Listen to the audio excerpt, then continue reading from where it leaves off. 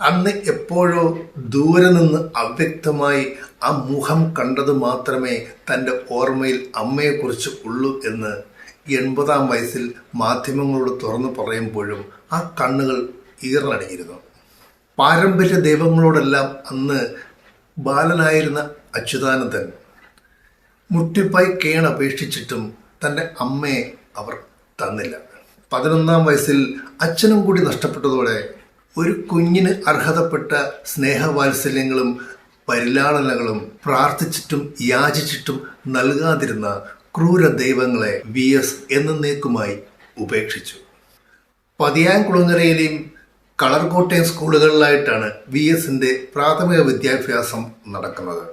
അന്ന് സവർണരായ സഹപാഠികളിൽ നിന്നും കടുത്ത ജാതീയ അധിക്ഷേപത്തിന് ഇരയാകേണ്ടി വന്നു. ഒരു പ്രാവശ്യമല്ല, പല പ്രാവശ്യം. ചോവച്ചെറുക്കനെന്നും നീയൊന്നും പഠിച്ചിട്ട് ഒരു കാര്യവുമില്ല, പുസ്തകവും കൊണ്ട് ഈ സ്കൂളിലേക്ക് നീ വരണ്ട, നേരെ വീട്ടിലേക്ക് വിട്ടു എന്നൊക്കെയുള്ള അധിക്ഷേപങ്ങൾ സ്ഥിരമായപ്പോൾ വിഷമത്തോടുകൂടി അന്ന് തൻ്റെ പിതാവിനോട് ഈ കാര്യങ്ങളൊക്കെയും തുറന്നു പറഞ്ഞു. അന്ന് പിതാവ് നൽകിയ നിർദ്ദേശമനുസരിച്ച് പിന്നീടൊരിക്കൽ ഇതേ അധിക്ഷേപം ഏൽക്കേണ്ടി വന്നപ്പോൾ അരയിൽ നിന്നും അരിഞ്ഞാണം വലിച്ചൂരി ഒരു വ്യാഘ്രത്തെ പോലെ ഒരിക്കൽ മാത്രം സഹപാഠികൾക്കെതിരെ ഒരു ആക്രമണം നടത്തി.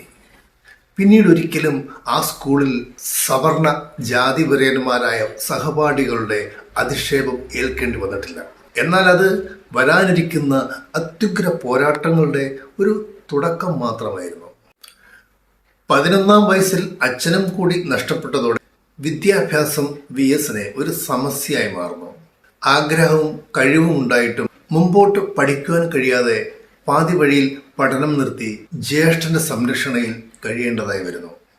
അദ്ദേഹത്തിന്റെ തുന്നൽ കടയിൽ താൽക്കാലികമായി തുണി മുറിക്കുന്ന ജോലികളിലൊക്കെ ഏർപ്പെട്ട് അദ്ദേഹത്തെ സഹായിച്ചുകൊണ്ട് ഉപജീവനം മുമ്പോട്ട് നയിക്കുന്നു. അങ്ങനെ ജ്യേഷ്ഠന്റെ തുന്നൽക്കടയിൽ ജോലിക്ക് നിൽക്കുമ്പോൾ തന്നെ പഴയ സഹപാഠികളുമായി കണ്ടുമുട്ടാറുണ്ടായിരുന്നു.